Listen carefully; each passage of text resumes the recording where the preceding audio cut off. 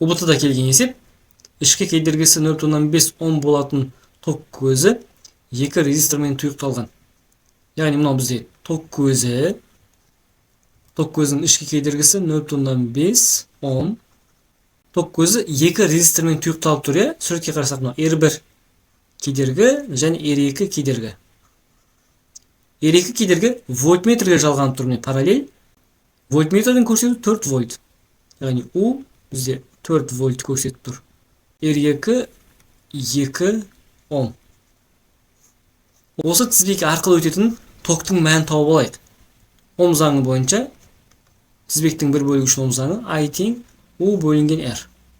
Кернеу бізде 4-ке тең, кедергі 2-ге тең. Сонда 2 ампер шығады екен. Осы тізбектен өтетін токтың мәні 2 ампер. Яғни тізбектей жалғаған кезде токтар бірдей. I1 мен I2 бірдей. Сонда суретте бізде R1 кедергі мен R2 кедергі тізбектей жалғанып тұр. Сонда R1 және R2 кедергіден өтетін токтың мәні бірдей болады да, екеуінен де 2 ампер ток өтеді. 2 ампер. Ал енді оқушылар, 2 ампер деген бізде мынау д нұсқасында тұр. Ток күшінің мәнін тауып алдық. Ал енді электр қозғауыш күштің мәнін табу үшін біз толық тізбек үшін Ом заңын қолданамыз. I тең эпсилон R қосылған кішкентай R. Мынау R деген бізде сыртқы кедергі. Яғни бізде екі кедергі берілген. R1 мен R2 кедергі. Олар тізбектей жалғанған. Сонда біз жалпы кедергіні тауып алуымыз керек. R жалпы кедергі дегеніміз тізбектей жалған кезде кедергілер қосылады. R1 қосылған R2 болады.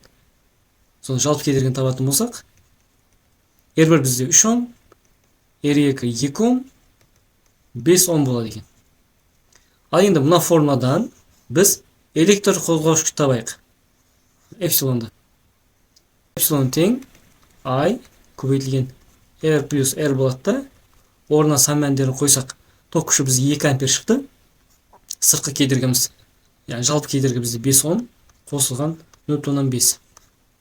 Көбейтсек бізде 11 вольт шығады. 11 вольт. Бұл сын нұсқасына сәйкес келеді екен. Яғни оқушылар, бұл жерде біз тізбектің бір бөлігі үшін Ом заңын, толық тізбек үшін Ом заңын қолдандық, және де тізбектей жалғаған кездегі шартты пайдаландық. Егер видео пайдалы болатын болса, комментарияға өз пікіріңді жазып қалдыр. Физика таңдаған достарыңа жіберуді ұмытпа.